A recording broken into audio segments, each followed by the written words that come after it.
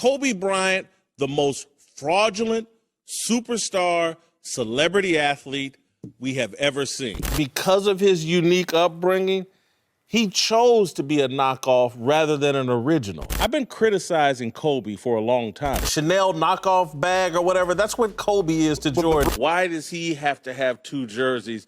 I thought it was on brand for Kobe. He's a bit of a narcissist. I would love for a documentary to be done on Kobe, similar to the kind of way O.J. Simpson was examined and what he said about race. He spent 20 years in the NBA and never figured out it's a team game and it's about the pleasure of everyone. I compare Kobe's death, and stick with me here, to Pat Tillman's death. Let's nip this in the bud. Jason Whitlock is a sellout. He's as trustworthy as a $3 bill, as much credibility as Jared Kushner on Foreign Affairs, as authentic as his newly formed hairline. He's a well-paid actor. I think he's gonna go down in history as the smartest basketball player we've ever seen. So when he says this, attempting to mop up his entire career being built by shitting on the black athlete, stay focused on his history, not his fake sympathy. Magic Johnson calling him the greatest Laker. No, he's not. And Magic knows it. You know, Kobe is the greatest Laker ever. Upon Kobe's passing, Magic, as he has done years prior, anointed Kobe the title of greatest Laker ever. Jerry West called Kobe the greatest Laker ever. The only one who doesn't believe it is you, Jason. How you buy a hat that's 10 sizes too small for your head? Allow me to shadow Whitlock's hypocrisy. Everything is about growth and evolution.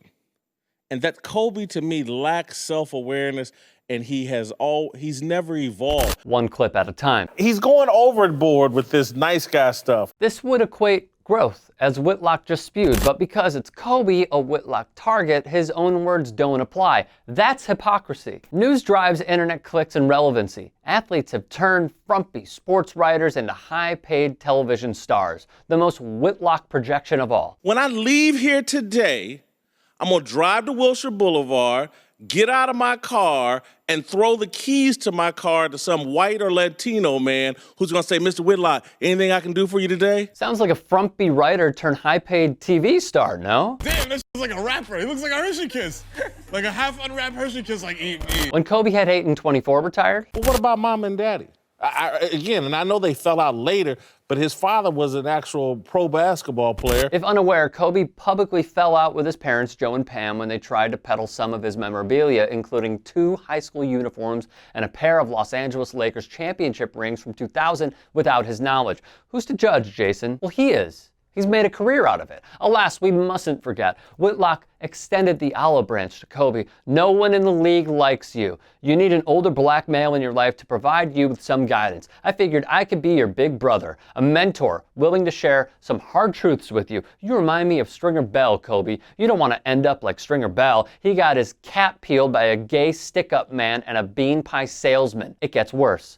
Vanessa, your young wife, has you strung all the way out. You should have never confessed to your wife. It's far better to live a lie than suffer the consequences of the truth. Don't be surprised if she starts cooing about the size of Gary Payton's glove. She's probably writing letters to Suge Knight in jail. She's bitter and vindictive. Kobe, you need to learn to keep your mouth shut. When confronted, Whitlock cried foul. It was sarcasm. Joke's on you, not true. Kobe's ego as Lakers is a big problem. A piece written by Jason Whitlock. The root cause of the Lakers' dysfunction has been consistent for 15 years. It is Kobe Bryant's ego. It's a theme, all-encompassing every tweet, every typed word, every syllable verbally spewed for a check. See target, pick target, destroy target. That's not sarcasm. That is literally taking it to the bank. I looked at that game last night, and it spoke to everything that I've always thought about Kobe.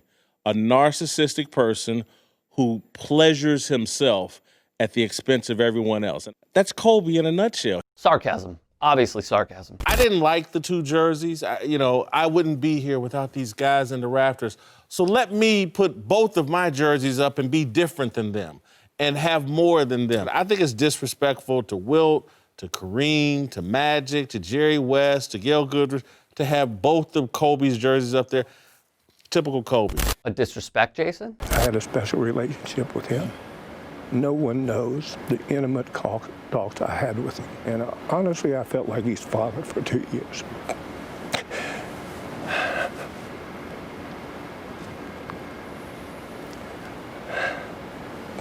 Our career I don't know if I can get over this. I really don't. Kobe passed away in a tragic crash.